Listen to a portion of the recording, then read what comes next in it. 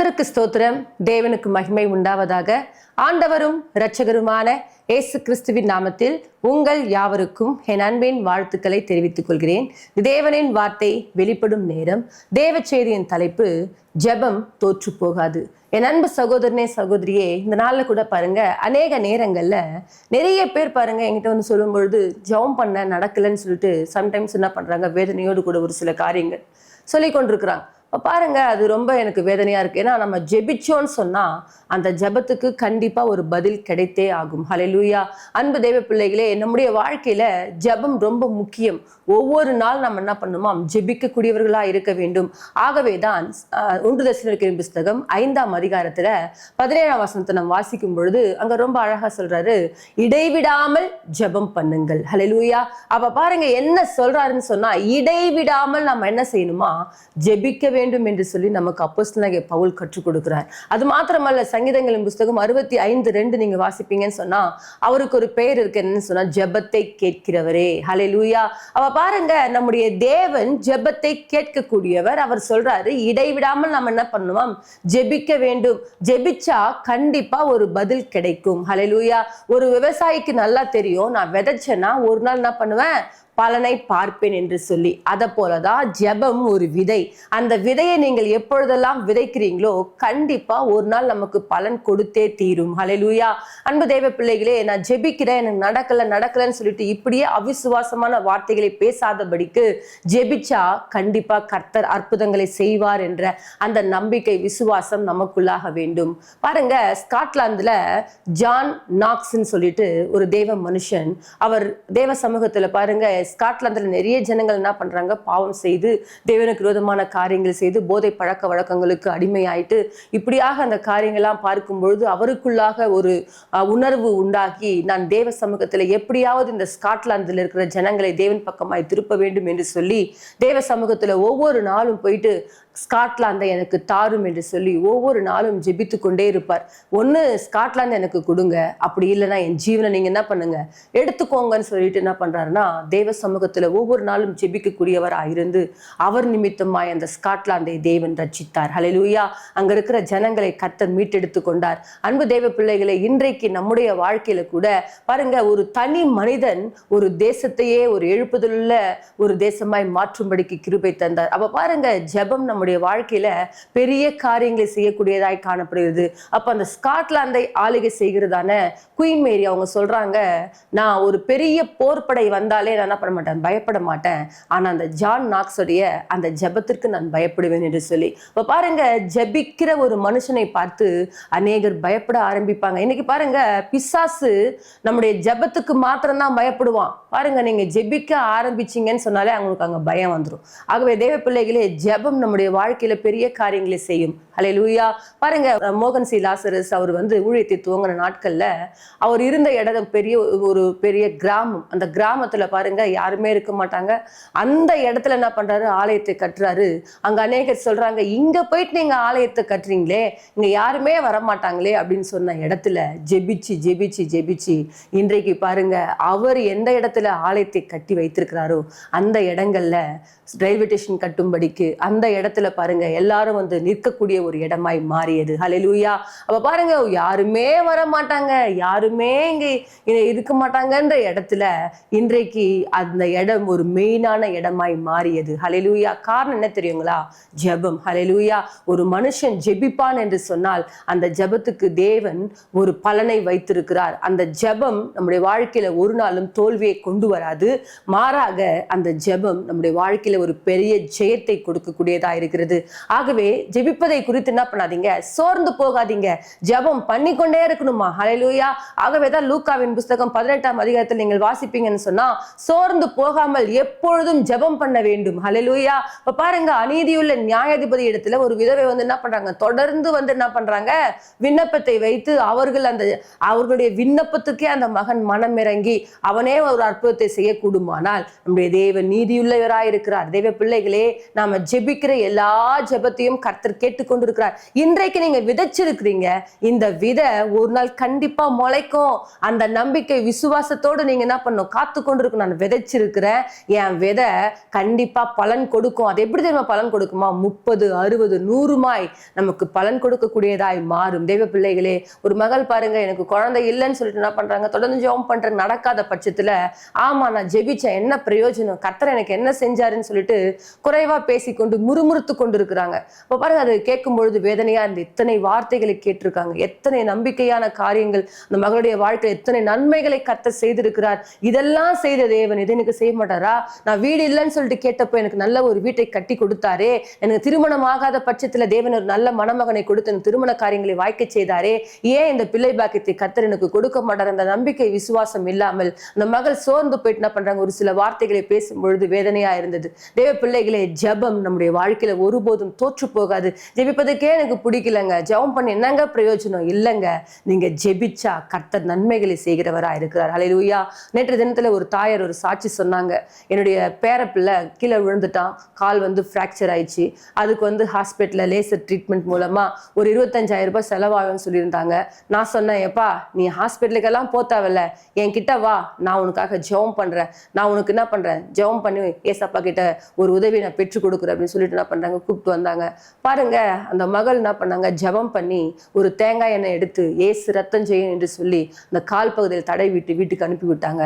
மறுநாள் பாருங்க, அந்த வலியே இல்லாதபடிக்கு அந்த மகனுக்கு தேவன் ஒரு சுகத்தை கொடுத்தார். அந்த மகள் சொன்னாங்க, நான் ஒண்ணுமே 1 ரூபாய் செலவு பண்ணாம என் ஏசப்பா என் பேரனுக்கு அற்புதமான சுகத்தை கொடுத்து தேவன் ஒரு அற்புதமான சாட்சியை கர்த்தர் கொடுத்தாருமா. இப்ப பாருங்க, நம்முடைய தேவன் ஜீவனுள்ளவராய் இருக்கிறார். நம்ம விசுவாசம் உள்ளவர்களாய் ஜெபத்துல எவைகளை கேட்கிறீர்களோ அவை எல்லாம் பெறுவீர்கள் என்று சொல்லியிருக்கிறார். அப்போ ஜெபம் நம்முடைய வாழ்க்கையில ஒரு பெரிய மாற்றத்தை கொண்டு வரும்.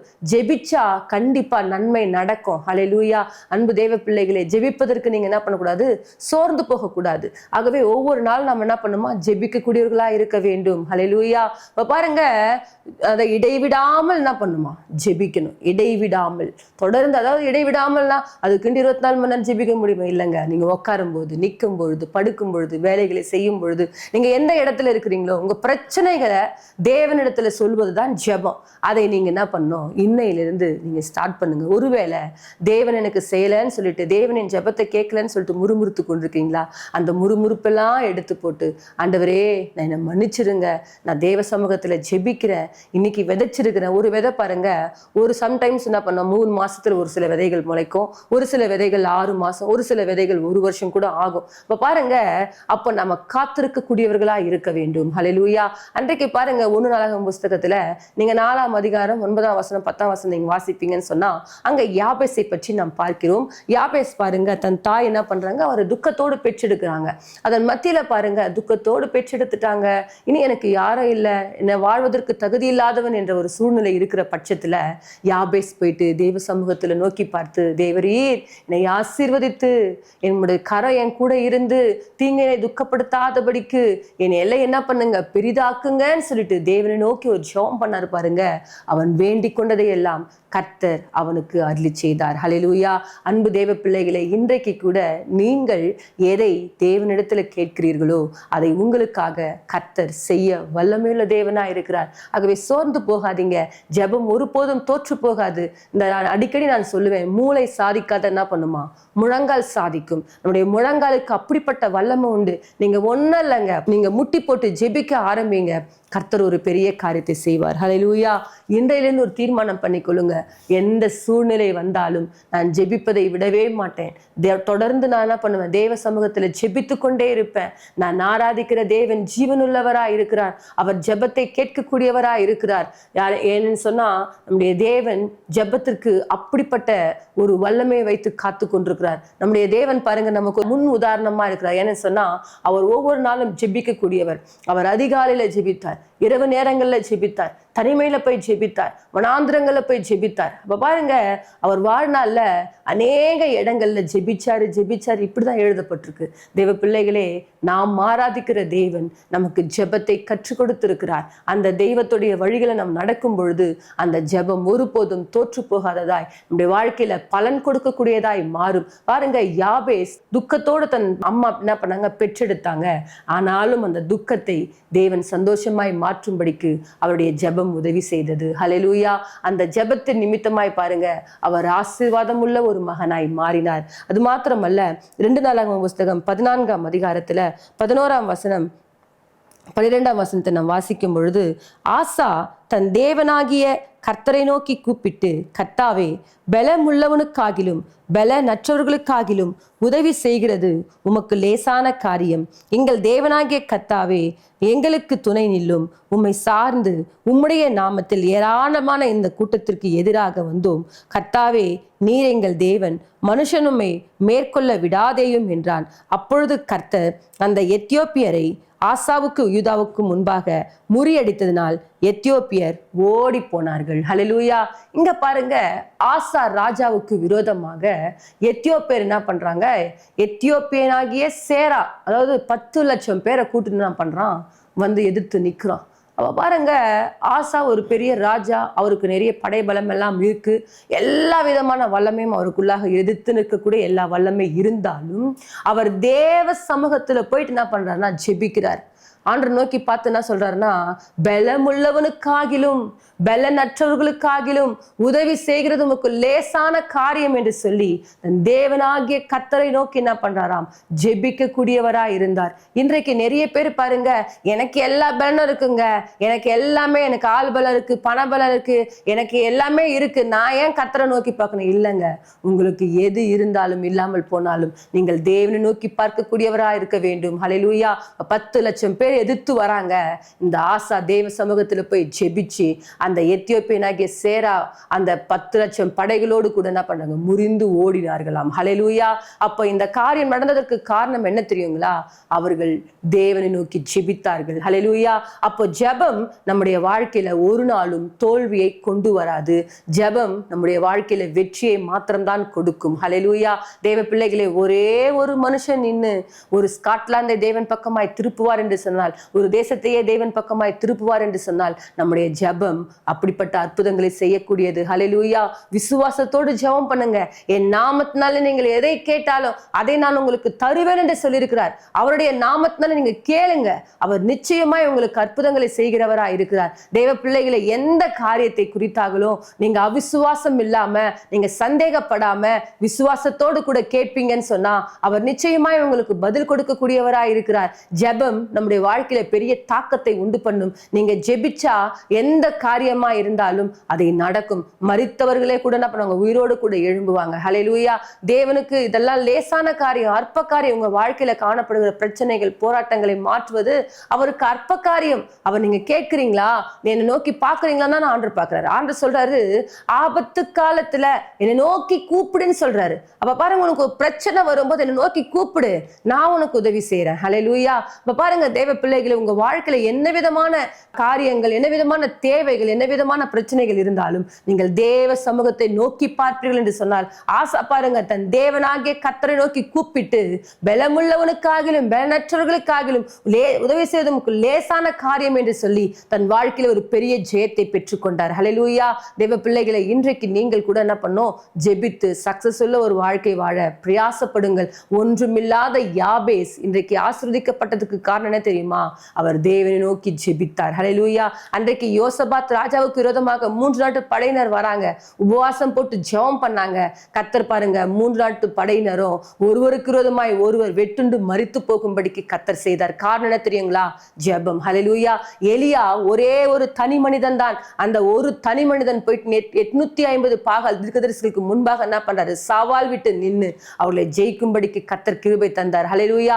அன்றைக்கு பாருங்க, தானியேல் சிங்கங்களின் கெபியில போடப்பட்டாலும் அவருடைய ஜெபமானது சிங்கங்களின் வாய்களை கட்டி போட்டு அவருடைய ஜெபத்திற்கு ஒரு பெரிய வல்லமை காண்பித்தது. தானியேலின் தேவன் தான் மெய்யான தேவன் என்பதை அத்தேசத்தார் அறிந்து கொள்ளும்படிக்கு கர்த்தர் கிருபை தந்தார். காரணம் என்ன தெரியுங்களா? ஜெபம். ஹல்லேலூயா. ஆகவே இன்றைக்கு உங்கள் ஜெபத்துக்கு கர்த்தர் பெரிய வல்லமையை வைத்திருக்கிறார். அந்த ஜெபம் ஒருபோதும் தோற்று போகாது. ஆகவே தேவ பிள்ளைகளை, ஜெபித்து ஜெபித்து உங்கள் வாழ்க்கையில ஒரு நன்மையை பெற்றுக்கொள்ள பிரயாசப்படுங்கள். கர்த்தர் உங்களை ஆசீர்வதிப்பார். நம் யாவரும் தலைகளை தாழ்த்தி கர்த்தரை நோக்கி பார்ப்போம். மகா இரக்கமும் கிருபை நிறைந்த எங்கள் அன்பின் தகப்பனே, இந்த நாளுக்காய் ஸ்தோத்திரம் ஆண்டவரே. அப்பா, எங்கள் ஜெபம் ஒருபோதும் தோற்று போகாது கர்த்தாவே. எங்கள் ஜெபத்துக்கு ஒரு வல்லமையை வைத்திருக்கிறீங்க. இன்றைக்கு கூட ஆண்டவரே, யாரெல்லாம் அப்பா ஜெபித்து என் வாழ்க்கையில் இந்த நன்மை நடக்கலன்னு சொல்லிட்டு சோர்ந்து போன நிலைமைகள் இருக்கிறாங்களோ, இந்த நாள் முதற்கொண்டு விசுவாசத்தோடு ஜெபித்த ஆண்டவரே, தேவ சமூகத்தில் நன்மைகளை பெற்றுக்கொள்ள தேவன் அந்த பிள்ளைகளுக்கு இரக்கம் செய்வீராக. எல்லா சோர்வின் ஆவிகளை கர்த்தர் எடுத்து போட்டு உற்சாகத்தின் ஆவியை தந்து ஜெப ஆவியை ஒவ்வொரு பிள்ளைகளுக்குள்ளாக ஊற்றி ஆண்டவரே அப்பா, தேவ சமூகத்தில் காத்திருந்து நன்மைகளை பெற்றுக்கொள்ள கிருபை தருவீராக. உங்க தயவுள்ள கரம் ஜனங்களோடு கூட இருக்கட்டும். அவர் வழிநடத்தும் பெரிய காரியங்களை செய்யும். இயேசுவின் மூலம் ஜெபிக்கிறோம் நல்ல பிதாவே, ஆமென். கர்த்தர் தாமே உங்களை ஆசீர்வதிப்பாராக. God bless you. நீங்கள் தொடர்பு கொள்ள வேண்டிய எங்கள் சபை முகவரி: இரட்சகர் இயேசு கிறிஸ்து திருச்சபை, நம்பர் 1, 5வது தெரு, புதுநல்லூர், சோமங்கலம் மெயின் ரோட், குண்டத்தூர், சென்னை 600069.